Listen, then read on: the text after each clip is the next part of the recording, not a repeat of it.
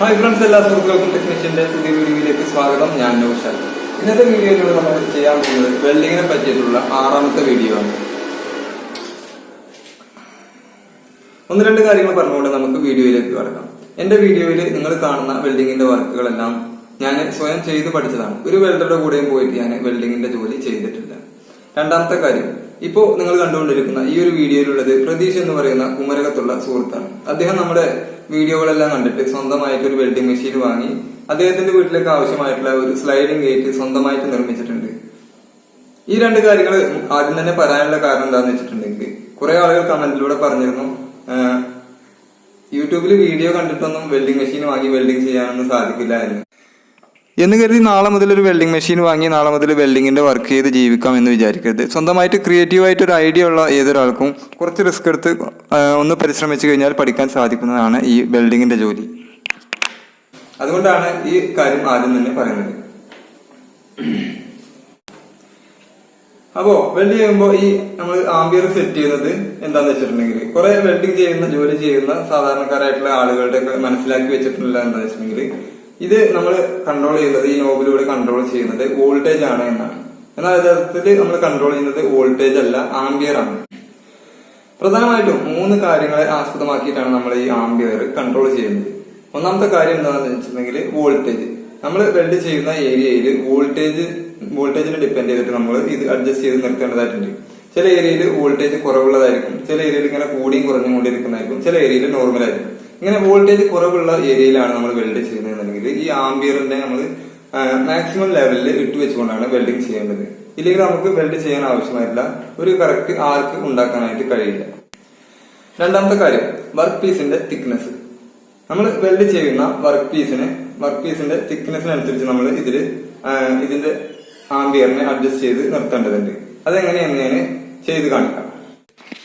Welding machine ഞാൻ ഒരു 6 ആംബിയറിന്റെ സോക്കറ്റിൽ connect ചെയ്ത് വെച്ചിട്ടുണ്ട്. ഇനി നമുക്ക് ഇതിന്റെ ഔട്ട്പുട്ട് കണക്ട് ചെയ്യാം. നെഗറ്റീവ് ടെർമിനലിൽ നമ്മൾ എർത്തായിട്ട് കണക്ട് ചെയ്യുന്ന ആ ക്ലാമ്പ് കണക്ട് ചെയ്യാം. പോസിറ്റീവ് ടെർമിനലിൽ വെൽഡിംഗ് റോഡ് കണക്ട് ചെയ്യുന്ന ആ സ്റ്റിക്കും കണക്ട് ചെയ്യാം. അതിനുശേഷം ഹോൾഡറിലായിട്ട് നമുക്കൊരു വെൽഡിംഗ് റോഡ് കണക്ട് ചെയ്യാം. ഇതൊരു 10ന്റെ വെൽഡിംഗ് റോഡാണ് ഞാൻ കണക്ട് ചെയ്യുന്നത്. അതേപോലെ തന്നെ ഇതിന്റെ നെഗറ്റീവ് ടെർമിനൽ നമ്മൾ വെൽഡ് ചെയ്യുന്ന വർക്ക് പീസിലും കണക്ട് ചെയ്യാം. ആദ്യം നമുക്ക് ഈ ആംബിയറിനെ ഏറ്റവും ലോ ലെവലിൽ ഇട്ട് വെക്കാം. ലോ ലെവൽ എന്ന് പറയുമ്പോൾ 18-20 ആംബിയർ ലെവലിൽ നമുക്ക് ആക്കാൻ കഴിയുള്ളൂ. അപ്പോൾ കണ്ടോ, ചെറുതായിട്ടൊരു തീപ്പൊരി പാറുന്നേ ഉള്ളൂ, നമുക്ക് വെൽഡ് ചെയ്യാനുള്ള ഒരു ആർക്ക് ഉണ്ടാകുന്നില്ല. ഇനി നമുക്കൊരു 50-ൽ ഇട്ട് നോക്കാം. അപ്പോഴും കണ്ടോ, നമുക്ക് വെൽഡ് ചെയ്യാനുള്ള ഒരു ആർക്ക് ഉണ്ടാക്കാൻ കഴിയുന്നില്ല. അപ്പോൾ കുറച്ചുകൂടി കൂട്ടി ഒരു 100ന്റെ അടുത്തായിട്ട് കൊണ്ടുപോയി വെക്കുമ്പോൾ കണ്ടോ, നമുക്ക് അത്യാവശ്യം ഒരു ആർക്കൊക്കെ നമുക്കവിടെ കിട്ടുന്നുണ്ട്. എന്നാലും വെൽഡിങ് അത്ര സ്മൂത്തായിട്ട് നടക്കുന്നില്ല. കുറച്ചുകൂടി കൂട്ടി കഴിയുമ്പോൾ കണ്ടോ ആർക്ക് ഇങ്ങനെ കൂടി വരുന്നത്. അപ്പോൾ ഇതിൽ നിന്ന് നമ്മൾ മനസ്സിലാക്കേണ്ടത് എന്താണെന്ന് വെച്ചിട്ടുണ്ടെങ്കിൽ ആംബിയറിനെ നമ്മൾ കൂട്ടുകയും കുറക്കുകയും ചെയ്യുമ്പോൾ കൺട്രോൾ ചെയ്യപ്പെടുന്നത് വെൽഡ് ചെയ്യുമ്പോൾ ഉണ്ടാകുന്ന ഈ ഒരു തീയാണ്. ഈ ഒരു ആർക്കിനെയാണ് നമ്മൾ കൺട്രോൾ ചെയ്യപ്പെടുന്നത്. ഓക്കെ,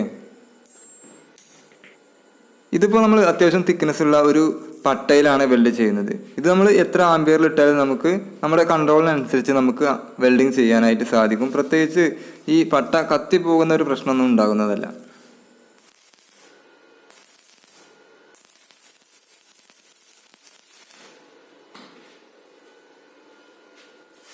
ഇനി നമുക്ക് ഈ ഇരുമ്പിന്റെ പട്ട ഇതിൽ നിന്ന് മാറ്റിയിട്ട് ഒരു ജിഐയുടെ തിക്നെസ് ഇല്ലാത്ത ഒരു പൈപ്പിൽ ഇതേ പ്രവർത്തനം ഒന്ന് ചെയ്ത് നോക്കാം.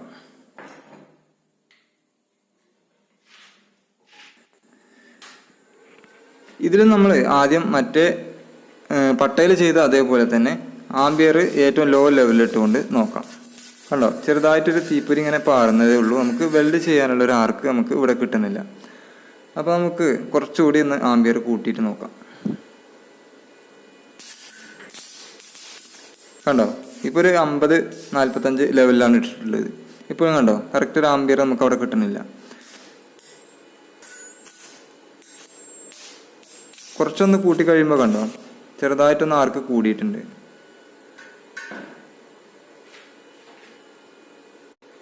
ഇനി നമുക്ക് ഇതൊന്ന് മാക്സിമം ലെവലിൽ ഇട്ടിട്ടൊന്ന് ചെയ്ത് നോക്കാം. അപ്പോൾ എന്താ സംഭവിക്കുന്നത് കണ്ടോ, ജസ്റ്റ് ടച്ച് ചെയ്യുമ്പോഴേക്കും നല്ല രീതിയിൽ ആർക്ക് ഉണ്ടാവുകയും പൈപ്പിന് ഹോളായി പോവുകയും ചെയ്തത് കണ്ടോ. അപ്പോൾ തിക്നെസ് കുറഞ്ഞ പൈപ്പിലൊക്കെയാണ് നമ്മൾ വെൽഡ് ചെയ്യുന്നതെന്നുണ്ടെങ്കിൽ ഒരു 100-125 ലെവല് അല്ലെങ്കിൽ ഒരു 90-ന്റെ ഒക്കെ അടുത്തായിട്ട്, ഒരു 90-ന്റെയും ഒരു 140-ന്റെയും ഇടയിൽ ഇട്ട് കഴിഞ്ഞാൽ നമുക്ക് വേണ്ട രീതിയിൽ വെൽഡിങ് ചെയ്യാൻ സാധിക്കും. ഇനി അതിന് പട്ടയാണെന്നുണ്ടെങ്കിലും നമുക്ക് പൈപ്പാണെന്നുണ്ടെങ്കിലും ഏകദേശം ഈ ഒരു റേഞ്ചിൽ ഇട്ട് കഴിഞ്ഞാൽ നമുക്ക് ചെയ്യാൻ പറ്റും. അപ്പോൾ ഈ ഒരു കാര്യം നിങ്ങൾക്ക് മനസ്സിലായിട്ടുണ്ടാകും എന്ന് വിചാരിക്കുകയാണ്. വെൽഡിങ് മെഷീനിലുള്ള ഈ നോബ് നമ്മൾ തിരിക്കുന്നതിലൂടെ നമ്മൾ കൺട്രോൾ ചെയ്യുന്നത് വെൽഡ് ചെയ്യുമ്പോൾ ഉണ്ടാകുന്ന തീനെയാണ്. Okay,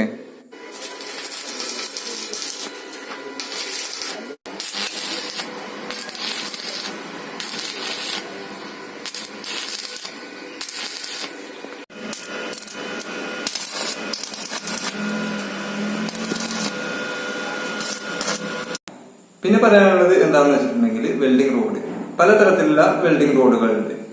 E6010, E6011, E6012, E6013, E7018, E7028. ഇതിൽ കോമൺ ആയിട്ട് എല്ലാവരും ഉപയോഗിക്കാറുള്ളത് ഏതാണെന്ന് വെച്ചിട്ടുണ്ടെങ്കിൽ E7028 ആണ്. ഇതില് E എന്ന് പറയുന്നത് ഇലക്ട്രോഡാണ്, 70 എന്ന് പറയുന്നത് ടെൻസൈൽ സ്ട്രെങ്ത് ആണ്.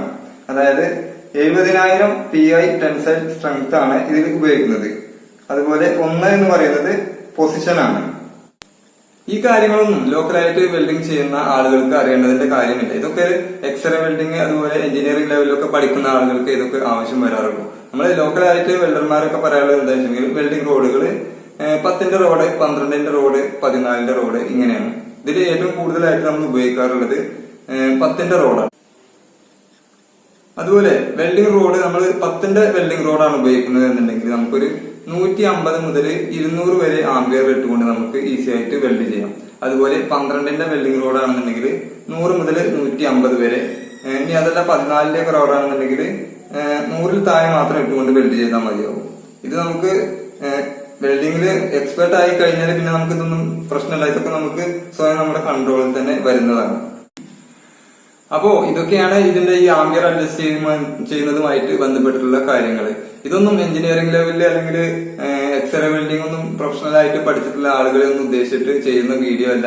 സാധാരണക്കാരായിട്ടുള്ള ആളുകൾക്ക് മനസ്സിലാകുന്ന രീതിയിൽ സിമ്പിൾ ആയിട്ടാണ് ഞാൻ പറഞ്ഞിട്ടുള്ളത്. പറഞ്ഞ കാര്യങ്ങളിൽ എന്തെങ്കിലും ഡൗട്ടോ കാര്യങ്ങളോ ഉണ്ടെന്നുണ്ടെങ്കിൽ നിങ്ങൾ കമന്റ് ആയിട്ട് അറിയിക്കുക. അതുപോലെ എന്തെങ്കിലും ഞാൻ സ്വയം ചെയ്ത് പഠിച്ചതാണ്, പ്രൊഫഷണൽ ആയിട്ട് പഠിച്ച ഒരാളൊന്നല്ല. അപ്പോൾ ഞാൻ പറഞ്ഞ കാര്യങ്ങളിൽ ചിലപ്പോൾ മിസ്റ്റേക്കുകളൊക്കെ ഉണ്ടെന്നുണ്ടെങ്കിൽ അത് നിങ്ങൾ കമന്റിലൂടെ അറിയിക്കുക. പുതിയ ഒരു നല്ല വീഡിയോ ആയിട്ട് നമുക്ക് അടുത്ത ശനിയാഴ്ച വീണ്ടും കാണാം. Good bye.